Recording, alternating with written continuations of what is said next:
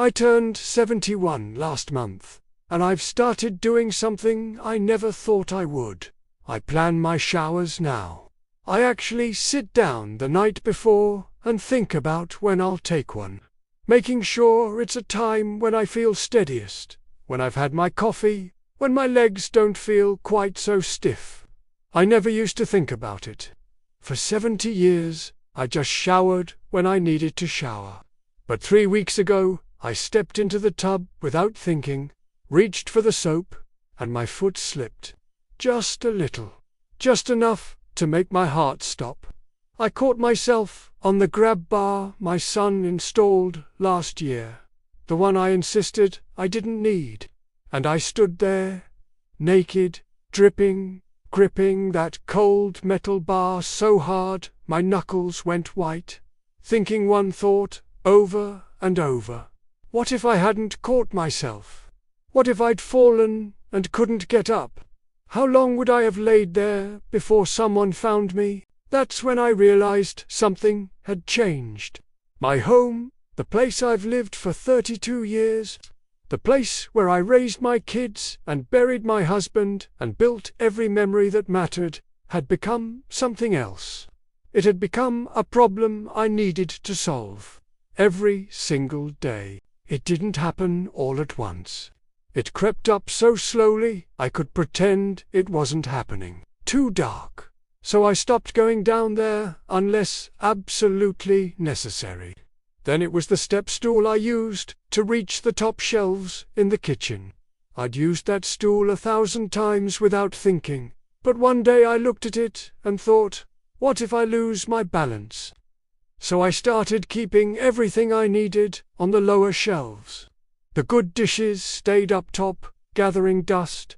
Then it was getting the mail. The walkway to the mailbox has a slight slope, and in winter it gets icy. So I started waiting until afternoon when things had melted a bit. Sometimes I'd wait until my neighbor was outside and ask if she'd mind grabbing it for me. Just being cautious, I'd say. Just being smart. But here's what I didn't say. Here's what I couldn't admit, even to myself. I was rearranging my entire life around fear. Every decision I made, every little adjustment, was because I was terrified of what might happen if I wasn't careful enough. And the worst part was, nobody else could see it. From the outside, I looked fine, independent, managing. But inside my own house, I was walking on eggshells, calculating risk with every single move. The kitchen became a minefield. I stopped using my cast iron skillet because it was too heavy to lift with one hand. I started eating more sandwiches, more cereal, more things that didn't require heat or sharp knives or any real effort. My daughter would call and ask what I'd had for dinner, and I'd lie. Oh, I made a nice chicken breast with vegetables, when really, I'd had peanut butter on crackers standing at the counter because I was too tired to do anything else. Because cooking had stopped being something I enjoyed and started being something dangerous. Do you know what that feels like? To be afraid of your own kitchen, the stove I was nervous to use, the knives I didn't trust myself with anymore, the floor that suddenly seemed so hard, so unforgiving. When did this happen? When did the center of my home become the place I wanted to avoid? It wasn't just the kitchen. The bathroom, where I'd slipped in the shower. The stairs to the second floor, where I'd stumbled twice in the same week and started sleeping in the guest room downstairs instead. The front porch, where the steps felt steeper every time I had to carry in groceries. The whole house had turned into an obstacle course, and I was losing. I started keeping lists. Mental lists of everything I needed to remember to stay safe. Check the floor for anything I might trip on before I walk through a room. Turn on every light, even during the day, so I can see clearly. Never carry more than one thing at a time on the stairs. Don't wear my reading glasses when I'm walking around because they make everything blurry at a distance. Keep my phone in my pocket, always, just in case. Wear shoes with grip, even inside. Hold the railing. Move slowly. Think ahead. Plan everything. Living alone after 70 had become a full-time job. A job I never applied for and didn't know how to quit. My son noticed before I said anything. He came over one Saturday to fix a leaky faucet, and I watched him watching me. The way I asked him to get the coffee mugs down from the shelf, I couldn't reach anymore. He didn't say anything that day, but I could see it in his face. He was worried, and that worried me even more, because if he was noticing, then it must be worse than I thought. 2 weeks later, he brought it up, gently, carefully, like he was walking on eggshells too.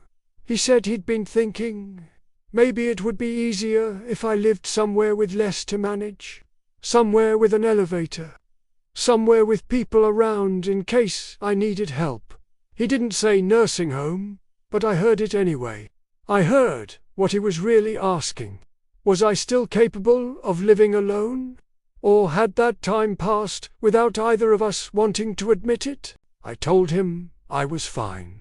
I told him I'd lived in this house for 3 decades and I wasn't going anywhere. I told him I appreciated his concern, but I could take care of myself. And he nodded and said okay and didn't push it. But after he left, I sat in my living room in the dark and cried. Because I knew he was right to worry. I knew I was struggling. I knew that every day was getting a little bit harder, a little bit scarier, a little bit more exhausting. But I also knew that admitting it out loud meant everything would change. It meant losing control. It meant losing my independence. It meant becoming someone who needed to be taken care of instead of someone who took care of themselves. Have you felt this too? This tension between holding on and letting go, between insisting you're fine when you're not, because saying you're not fine means facing decisions you're not ready to make. I think about my friend Margaret. She's 74, and last year she fell in her bathroom and broke her hip. She lived alone too, and it took her 6 hours to drag herself to the phone and call for help. 6 hours, lying on the cold tile floor, unable to move. She's in a care facility now. Not because she wanted to be, because she had to be.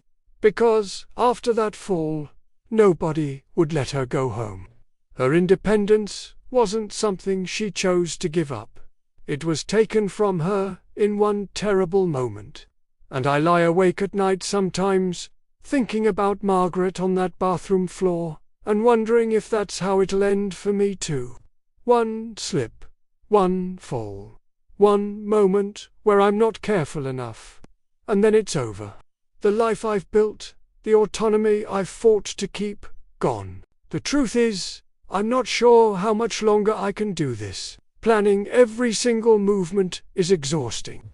Pretending everything is fine when people ask is exhausting. I wake up tired, and I go to bed tired, and in between I'm just trying to get through another day without something going wrong. I still haven't made any decisions. My son hasn't brought it up again, and I haven't told him how bad things really are. I'm still here, in my house, surrounded by 32 years of memories and furniture I can barely move, and rooms I'm too scared to use properly. Some days I feel strong enough to keep going. Some days I make it through without incident, and I think, see, I'm fine, I can do this. And some days I stand in my kitchen, too afraid to turn on the stove, and I know that I'm lying to myself. But here's what keeps me here. Here's what makes me hold on, even when it's hard, even when it's scary. This is my home. These are my walls, my floors, my doors. I chose the paint colors. I planted the garden. I know which floorboards creak and which windows stick. This house is mine, and as long as I'm still in it, I'm still me. The person I've always been. Independent, capable, in control. The moment I leave, the moment I admit I can't manage anymore, I become someone else. Someone diminished. Someone who couldn't make it work. And I'm not ready for that. Not yet. But I also know there's a clock ticking. There's still time to make this choice on my own terms, while I still can. Time to decide what happens next before something decides for me. Not a lot of time, but some. And maybe that's what I need to focus on now. Not holding on until I can't anymore, but figuring out what letting go might look like while I still have the strength to choose. If you're living through this same struggle, if your home has started feeling less like safety and more like risk, if you're making those same calculations every day about what you can and can't do anymore, I want you to know you're not alone. So many of us are facing this exact fear. The fear of losing independence. The fear of nursing homes. The fear that aging means giving up everything we've worked for. And maybe by talking about it, by admitting it's hard, we can find our way through it together. I'd really appreciate if you'd subscribe to this channel and give this video a like if it spoke to you. Share it with someone who might understand what this feels like. And leave a comment telling me your story, because I need to know I'm not the only one navigating this. Sometimes just hearing someone else say they understand makes the fear a little easier to carry. Thank you for being here.